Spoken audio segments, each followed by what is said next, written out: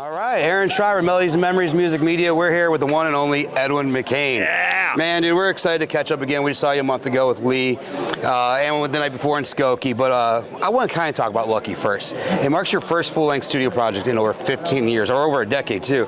What themes of life experiences inspire these songs, and how do you approach the writing process currently this time around? Differently? You know, everything's sort of a distillation of what I'm learning. You know, I live long enough to have some kind of discovery, you know, or an emotion that I'm going to process. You know, not to get too heavy right out of the gate, but, you know, one of the songs is about my mother's final bucket list item.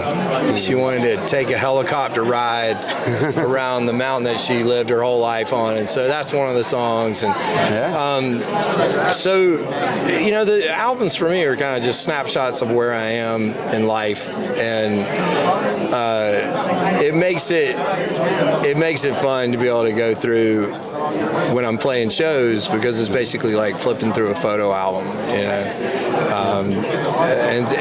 And that's the way I've always done it. I don't really fictionalize a lot of stuff. However, and I used to only record my own songs, and now I've gotten less precious about it. And so, like songs like Salt or When It Does, you know, when you get really great songs, you just want to cut a version of them and see how it goes. And so yeah, that was it. So you've been playing the songs on the road maybe the last month or two. How's your fans kind of taking those songs? When It Does really connected all last summer when we were playing with Hootie. That song really did connect. Nice.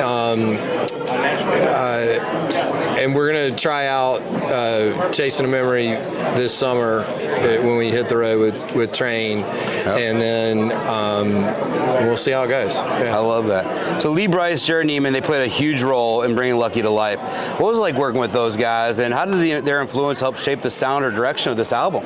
So Lee would tell you that I'm his biggest influence. So I influenced myself indirectly through Lee. So whatever I did to influence Lee, he then redirected back onto me. Awesome. And what was funny about that was I would be in the studio singing, and he would go, "Do that thing you do," and I was like, "What are you talking about?" He goes, "You know, the thing you do," and then he'd sing some way that I used to sing 20-something years ago, and I go, "Oh, that thing." And he go, "Yeah, do that thing," and so he remembers more about what I'm supposed to be like than I do, and then Jared brings like this mad scientist mindset, and he's one of the most interesting people I've been blessed to meet in the last year, because he's such a good dude, and he's got such a cool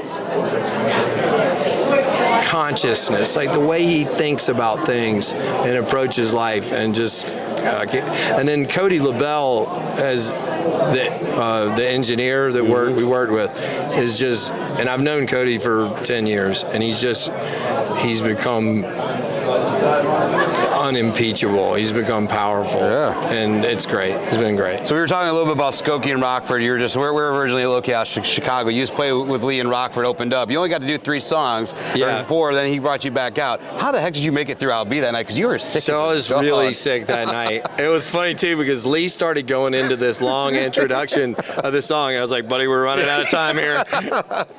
When you said that, I started laughing, but then when you belted out the middle of Albee, you're like, "That's the most dangerous thing I've ever done on stage." And I wasn't lying, too. That was like that was a stuntman moment.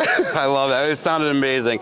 You recently were Nessie on The Masked Singer. What made you say yes to doing that show, and how did it feel to be judged purely on your voice?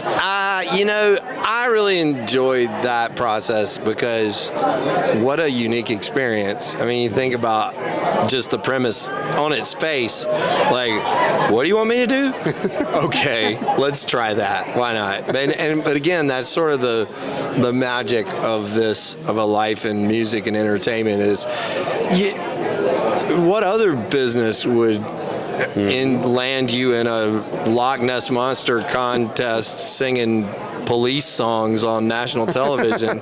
Like, of course I'm doing that. Like, yeah, dude. Yes, yes. I love it. So your daughter made an appearance in the Clue package on Masked Singer, and you've spoken before about balancing family music together.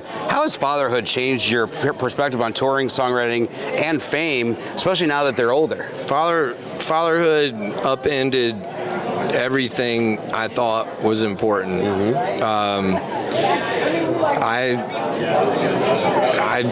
I can only say that it's the best thing I've ever been a part of, and the worst. Well, you got all girls, right? No, I have a daughter and then 2 sons. Oh, 2 sons. Okay. No, I got 2 boys too. It's wonderful and terrifying and all of those things, but it's really the only thing that matters. Yeah. And so any urgency that I had towards my career sort of drifted away once I had children. Now, the urgency switched to I got to figure out how to provide for them. So, but the motivations just become completely different. And as you know, I mean, it really is. You know, raising good, kind, empathetic humans is our job. Yeah, I mean, and that's our. We got one job when it comes to them. That's all I'm doing. I love it. So you're performing at CMA Festival. You got to perform Whiskey Jam last night. Your show got canceled today. Yeah, where they thought rain was coming, but lightning. Everybody, better safe than sorry. I've honestly, in our industry, we suffered some tragedies because people were pushing it too hard with weather, and so gotta be safe. Yep, agreed. But how does it feel to be embraced by the country community after years of genre crossing? I've never been part of this world, and what's so cool is, and I was just spending some time with Mitchell Tenpenny, and he and I are like peas in a pod as far as like musical influences and the way that he approaches music. I love the way he approaches music. 30 years ago, they wouldn't call that country. And I think that as you know, where we are as heritage artists, our job is to embrace and encourage the next generation for whatever inspires them. It's not to gatekeep, it's to cheer them on, because they're going to take our place, and in a lot of ways they already have. But to be sort of welcome into this community at the tail end of my career, right, is really kind of cool. Like, I mean, but I think honestly too, and Lee would say, because I was a big influence on him, but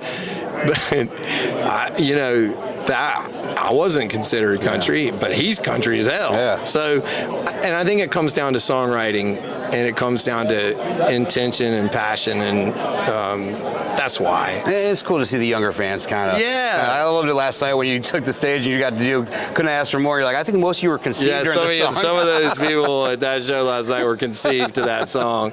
I'm pretty sure. I love that. So Kelly Clarkson just covered I'll Be, which was phenomenal. But do you have a personal favorite cover of that song that you just heard someone blow it away? She crushed it. Yeah, she did. She crushed it. I'm not gonna lie, man. I love the video with your daughter too. So far, I gotta give Kelly she's the reigning champion of the covers. Although I've heard some Filipino singers in a dirt floor garage singing karaoke that were crushing it. Did you change up a song that you heard a YouTube cover of, and then you started doing it a different way? Oh yeah, no. So there was a guy in, God, I think he was like, oh shoot, where was he from? Anyway, it was him and his girlfriend, and Polish. They were Polish, and he was doing one of my songs called "Promise of You," and the chords that I use to play it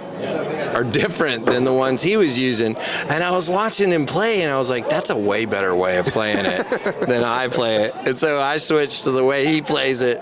So thanks, dude from Poland. I love that. Yeah. So with a new album out, national TV exposure, now a major festival appearance, are you entering a new chapter of your career? And what do you hope fans old and new take away from this moment of your journey? I think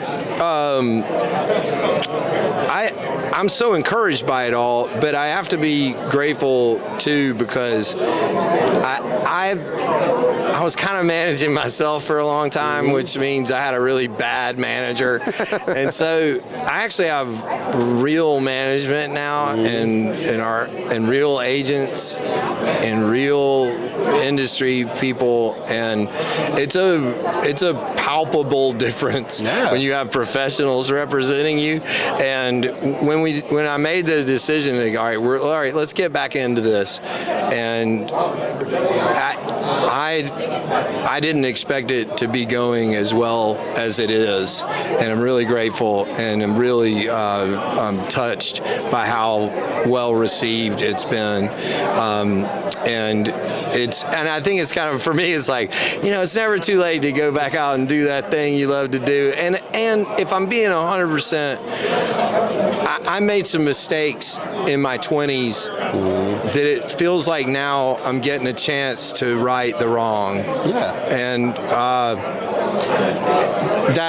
that redemption's not lost on me, so I'm grateful for that. I love that, man. I love it. So just on a more personal note, I want to bring up summer of 99, I was getting ready to be a senior in high school. You dropped Messenger in June of 99. That album launched my senior year of high school. I'm talking about Go Be Young, Sign on the Door, See Off This Mountain. How did that album come to be after your biggest hit? So we were just talking about Messenger. That was the most expensive record I ever made. And